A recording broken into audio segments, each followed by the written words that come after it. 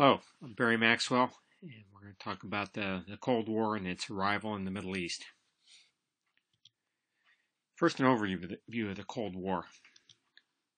It's a decades-long struggle between two very different economic systems and different political cultures and social cultures. And it begins shortly after World War II and lasts about 45 years. And arises out of tensions between these two very different systems that come into conflict once the shared struggle of World War II is behind them. So you've got a predominantly Russian-led communist totalitarian alliance of a number of nations, Eastern European countries that Russia has taken over after the war, plus communist China, versus the American-led mostly democratic, mostly free market nations in alliance, to include Western Europe. So, often referred to as the godless commies versus the capitalist running dogs, some of the names that each side used about the other. For both sides, they very much feared each other and saw this as a struggle to the death. Both sides very scared of being destroyed by the other. Not necessarily nuclear war, but just being worn down and swallowed up. Westerners feared communist subversion, propaganda taking over, revolutions occurring, and undermining free market capitalism. And the communist, part of their ideology was that the capitalists would do whatever they could to take them over militarily or however it had to happen. So this was a pretty big deal, very visceral in nature, a lot of emotions involved on both sides. One of the things that came out of this was that given the big stakes involved, anything could turn out to be a decisive advantage. So no side wanted to see the other gain anything, fearing that somewhere down the road that might have turned out to have been the final straw that led to defeat, because the other one got some advantage. Now, because both sides had nuclear weapons and were afraid to use them and afraid of what that kind of war might mean, they were very careful to not get into direct fights with each other. And so this conflict was largely carried out by diplomatic and economic means. And when it did come to warfare, it was usually by proxies, either alliance members fighting with each other, or if one of the powers did directly take on another nation, as with the U.S. in North Korea, U.S. in Vietnam, which came later, or the Soviets in Afghanistan. You could have military, but again, it was through either by or through lesser powers. So most of the rest of the world either lined up on one side or the other in various alliances, either formal or informal, or tried to stay out of it in a non-aligned movement. And many of these countries wound up trying to play superpowers off against each other, trying to get the best favors they could from each side while trying to remain neutral. Others just generally wanted to stay out of the conflict, hard as that was. Because the superpowers were adamantly trying to get anybody involved that they could, and tried to make all the deals that they could with whoever might help them, and didn't especially appreciate anybody that wasn't going to help out in this struggle to the death. So U.S. interest in the Middle East. Part of it was a strategy of containment to prevent Soviet expansion. This is an idea that the U.S. had come up with in 1948 specifically. The theory being that communism was going to be so inefficient economically that eventually the Soviet Union would just collapse of its own weight and inefficiencies. And that rather than cause a big world war by trying to fight them, better to contain their expansion by whatever means necessary until that implosion happened. Took longer than some predicted, but did come to pass eventually. But they didn't know that at the time.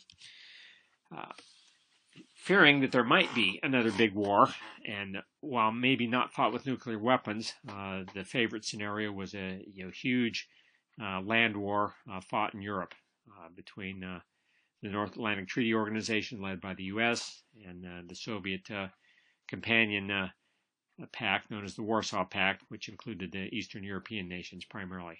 And both sides spent a lot of time and money over a lot of years practicing how this war might happen, stationing hundreds of thousands of troops there.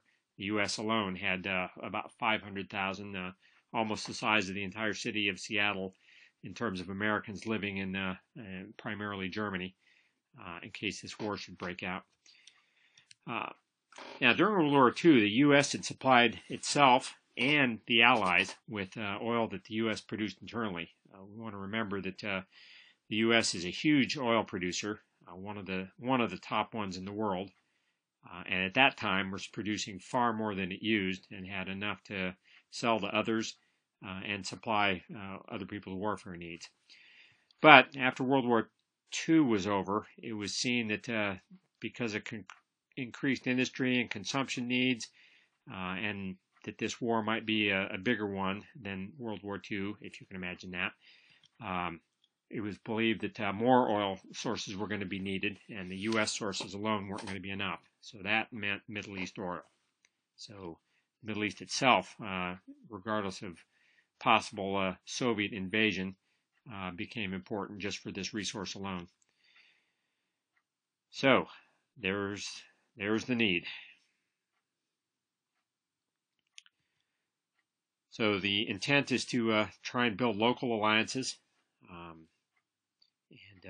get them energized and bound up in trying to resist Soviet invasions, whether they actually came or not, or, as was seemed to be more likely, that the Soviets might try a local subversion and starting local revolutions, as they had tried to do in Greece and Turkey a few years earlier. And so this left the U.S. and Great Britain with the interest in supporting the stability of these oil-producing countries and others in the region, and kind of regardless of what the local governance was like. The U.S. would have preferred that everybody had been human rights respecting and democratic nations, but they weren't there in the Middle East yet, or other places in the world, and the U.S. was willing to put up with that as long as they got the help they wanted in containing the Soviets. And again, keeping in mind this big struggle that was going on, the U.S. didn't want to help out anybody that looked like they might help out the Soviets. And so a lot of opposition to any government that even looked like it was going to be communist or might help the Soviets. And so while communism really didn't have a lot of attraction in the Arab Middle East for a number of reasons, one of which was the straight communist ideology opposes religion, which put them squarely at odds with the predominantly Muslim Middle East. But the U.S. didn't seem to notice that in its paranoia about people potentially helping the Soviets out. And the West, especially the United States in the 1950s, had kind of a you're either with us or against us mentality. Didn't have a lot of patience for nations that wanted to stay neutral, and was very suspicious of anybody that even sounded like they were friendly to communism, which meant anybody nationalizing private companies, bad-mouthing the U.S. or the British as being imperialist, or other variations of that.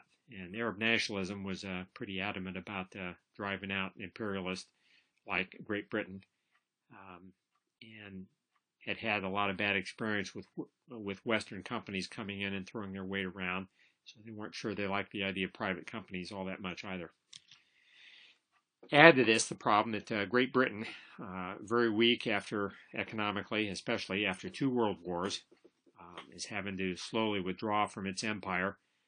It doesn't really have the energy and wherewithal to continue to play the policeman in the Middle East that it had prior to World War II. We saw earlier about their intent to withdraw from Palestine. India is given its independence in this time frame, and while it's still hoping to hold on to the Suez Canal, it's not the great power that it used to be. So, the U.S. is not yet an unconditional supporter of Israel. Israel at that time in the 1950s getting most of its weapons from Britain and France. The U.S. is not giving it much of anything in the way of monetary or military aid. We were not indifferent to their situation, but not nearly the great concern that it is today. So, 1953, you had a big, strong nationalist, anti-British movement in Iran, and this group eventually forces out the Shah of Iran, a king in name by any other name, and the U.S. and Great Britain help him get his throne back by backing a military that was more friendly to the Shah than it was to the nationalist. But the Iranian nationalists see this, who were seen as pro-communist and too friendly to the Soviets by the West, take this very personally, and they remain pretty bothered about this, pass it on to their successors, who still today talk about the U.S. intervention in their quest to be free. Just next door, and in Iran also, U.S. and Great Britain established something called the Baghdad Pact, which is an alliance of nations that sort of sit on the arc of the Soviet southwestern border, from Turkey on one end to Pakistan on the other. And the next slide has a map that I'll go over that shows where all these nations are. And the idea, again, was to find nations on this border that could shield the entire Middle East, and they could work together, have exercises, practice military activities. The U.S. would arm them and help equip them to resist Soviet invasion or Soviet subversion, was kind of the idea. Official members are listed here, which included Great Britain. The U.S. was not an official member, but was a unofficial backer of this whole thing. Unfortunately for the planners for all this, the members somewhat reluctant, but willing to do it because it meant arms and monetary support from the U.S. and Great Britain that they might not otherwise have had. Some of them weren't all that worried about the Soviets invading, and were more worried about internal problems or each other, or rivals elsewhere. Turkey, as also a member of NATO, was concerned, but Iraq and Iran, and Pakistan for that matter, not so much about Soviet invasion. Now, the U.S. had also wanted Egypt to be a part of this, very much so, as the most populous Arab nation, not right up on the front line, but they thought it would be very helpful. But Nasser wanted to stay out of this, wanted to stay non-aligned, thought that would be better for Egypt, and frankly was hoping to get economic aid from both the Americans and the Soviets without having to be part of this organization of which Britain was a member. And recall that Egypt at this point in time is still bothered about British presence in Egypt. Add to the fact that Nasser has a rivalry going on with Iraq's prime minister of the time, a guy named Nuri al-Said, both in contention for unofficial leadership of the Arab world and Arab nationalism. But Said, much more a proponent of British help than Nasser was, something else they disagreed about.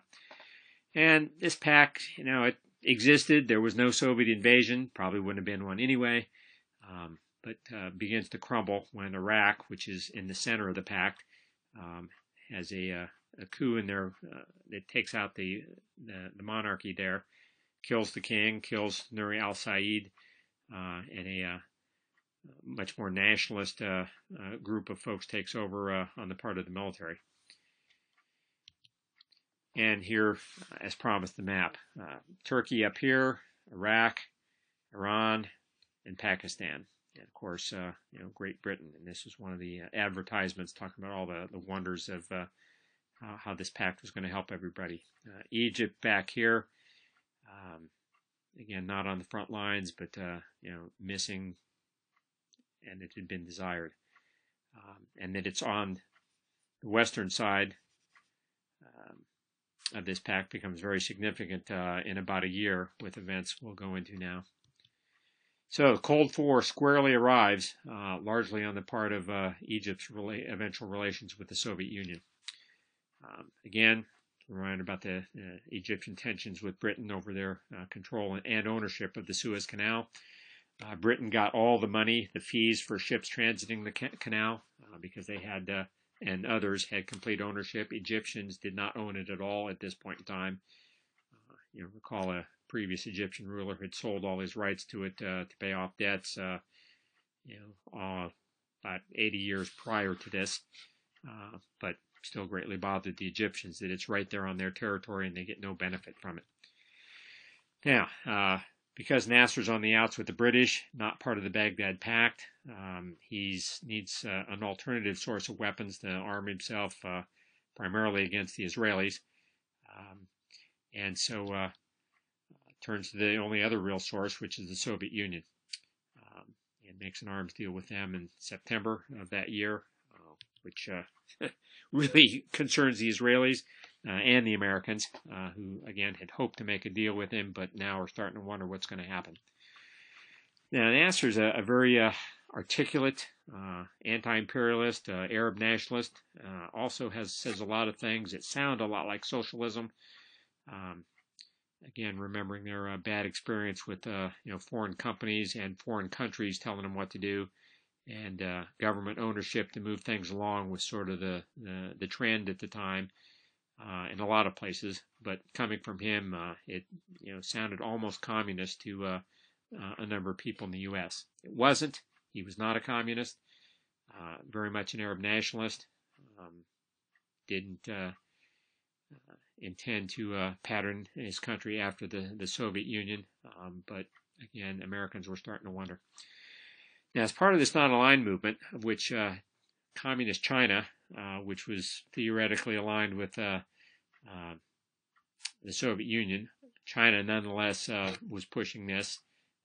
Nasser recognizes Communist China to be part of this movement in 1956, which hugely infuriates the U.S. Congress and the State Department, who both incensed by this and had been considering and giving some amount of economic aid to Nasser, had been negotiating a loan for Nasser to use to build something called the Aswan Dam to further up the Nile River to dam it up, produce electricity. Irrigation was seen to be a huge development project with a lot of future economic benefits that Nasser was very interested in doing. And again, it hoped to finance it by U.S. money.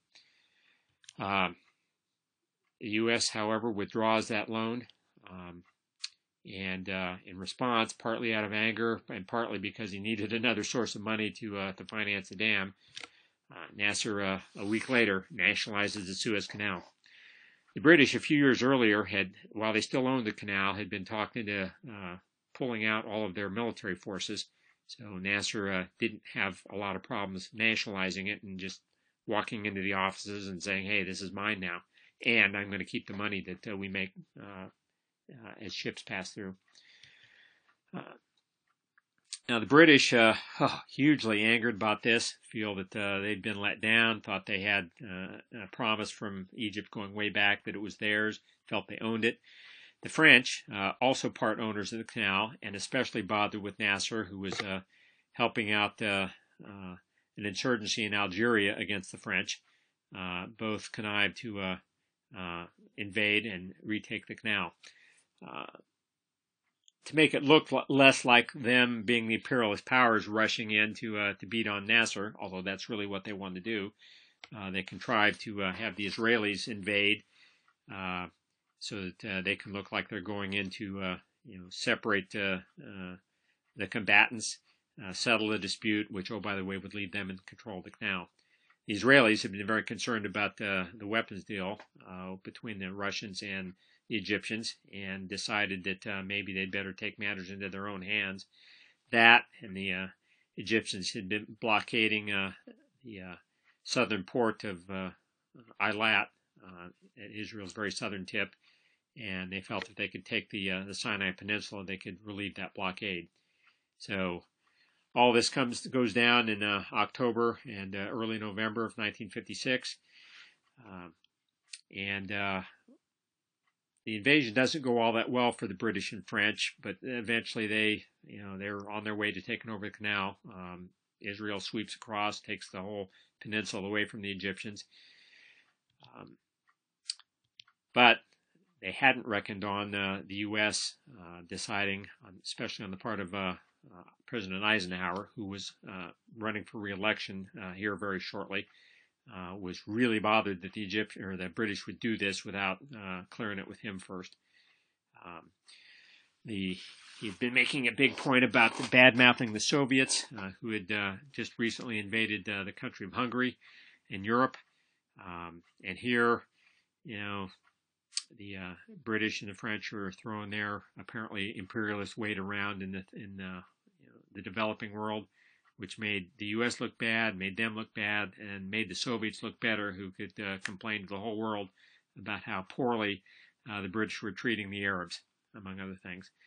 So the U.S. applies incredible diplomatic and economic pressure on Great Britain, and works out a deal with the Israelis to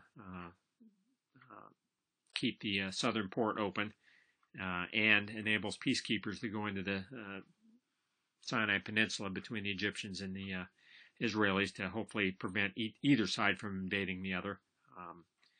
And Britain and France withdraw in humiliation, and Nasser is left in control of the canal. And even though the U.S. had to come in and save him, Nasser comes across looking like a hero. Recall back to the old Arab culture of the weak standing up to the strong, and if you survive, you must be pretty wonderful. So Nasser comes out of all this looking like a hero, and thus the Cold War squarely arrives in the Middle East, with by this time Egypt pretty squarely aligned with the Russians, not because of ideological affinity, but out of necessity. And Baghdad packed in array shortly, and the U.S. trying to figure out what to do about all this. And we'll pick that up later on when we look more at the 1960s. Thanks.